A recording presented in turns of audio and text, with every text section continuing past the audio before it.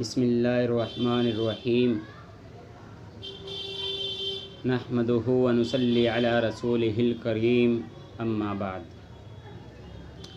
محترم ناظرین کرام، جیسا کہ آپ کو معلوم ہے کہ ذی الحجہ عید الاضحیٰ یعنی قربانی کے مسائل سے آپ کو روشناس کرایا جا رہا ہے، تو آج پھر ہم آپ حضرات کی خدمت میں کچھ مسائل لے کر حاضر ہوئے ہیں۔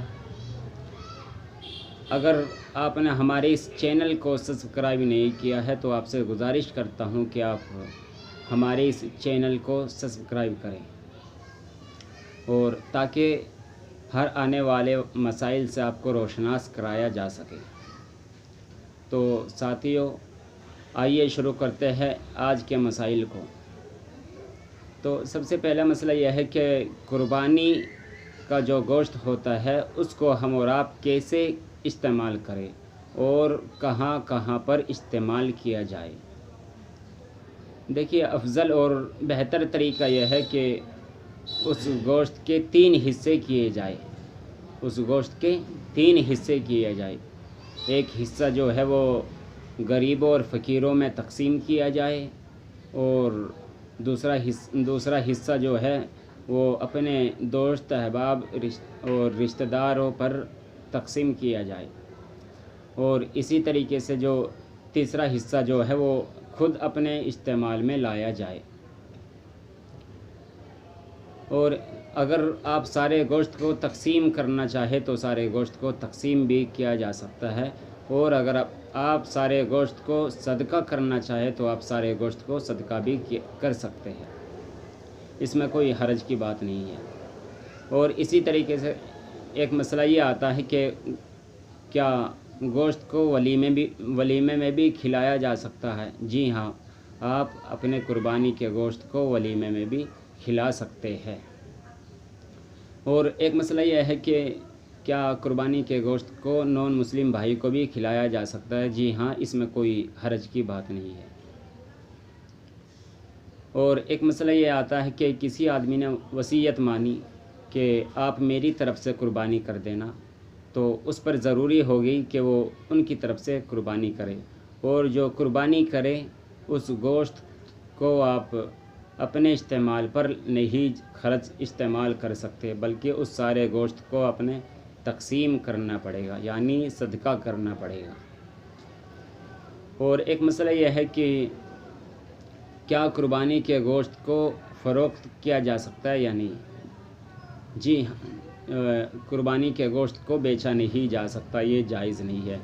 ہاں، البتہ اگر قربانی کا گوشت جو ہے وہ اتنی مقدار میں ہے کہ اس کے خراب ہونے کا یا سڑنے کا یا گلنے کا اندیشہ ہو تو آپ اس قربانی کے گوشت کو بیچ سکتے ہیں، یعنی آپ اس کو بیچ سکتے ہیں، اور بیچنے کے بعد جو رقم آپ کے پاس آئے گی اس پوری رقم کو آپ غریبوں پر صدقہ کریں گے، یعنی تقسیم کریں گے۔ آپ اس رقم کو اپنے استعمال پر، اپنی ذات پر استعمال نہیں کر سکتے ہیں، یہ جائز نہیں ہے۔ اور اسی طریقے سے ایک مسئلہ یہ بھی ہے کہ ایک مسئلہ یہ آتا ہے کہ قربانی کی کھال جو ہوتی ہے اس کو ہم اور آپ کیا کریں۔ دیکھیے، قربانی کے کھال کو چاہیے کہ آپ قربانی کی کھال کو بھی صدقہ کر دیں۔ ایک مسئلہ یہاں یہ آتا ہے کہ قربانی کی کھال جو ہوتی ہے اس کو بہتر طریقہ یہ ہے کہ اس کو بھی صدقہ کر دیا جائے، اور اگر اس کو ہم اور آپ اپنے استعمال میں لانا چاہے تو بیعینی اس کو دباغت دے کر اس کو پاک کر لیا جائے، اور پھر آپ اس کھال کو اپنی ذاتی استعمال پر استعمال کرنا جائز ہو جائے گا۔ اور بہتر طریقہ اس کا یہ ہے کہ آپ اس کھال کو، قربانی کی کھال کو، آپ اپنے علاقے کے جو مستحقین مدارس ہیں ان مدارسوں میں آپ اس کھال کو صدقہ کر دیا جائے، تاکہ اس کھال کو بیچنے کے بعد جو رقم اس کی آئی وہ مستحقین طلباء کے اوپر استعمال کر لی جائے۔ ساتھیوں، ایک مسئلہ یہ آتا ہے کہ اگر کسی نے کسی جانور کے